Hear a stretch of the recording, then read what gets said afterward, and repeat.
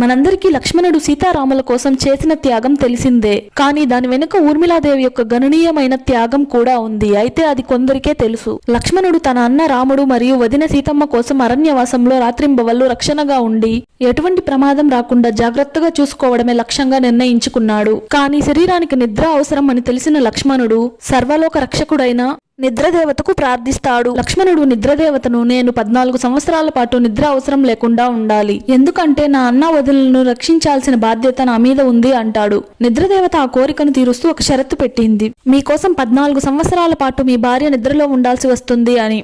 ఊర్మిళకు విషయం తెలిసి తన భర్త లక్ష్మణుడి కర్తవ్యానికి సహకరించడం తను గర్వకారణంగా భావించి ఆనందంగా అంగీకరిస్తుంది. నిద్రదేవత ఊర్మిళపై ప్రభావం చూపుతుంది. దాంతో ఆమె 14 సంవత్సరాల పాటు నిద్రలో మునిగిపోతుంది. 14 సంవత్సరాల తర్వాత రాముడు, సీతమ్మ, లక్ష్మణుడు అయోధ్యకు తిరిగి వచ్చినప్పుడు ఊర్మిళాదేవి నిద్రలోంచి మేల్కొని తన సాధారణ జీవితానికి వస్తుంది.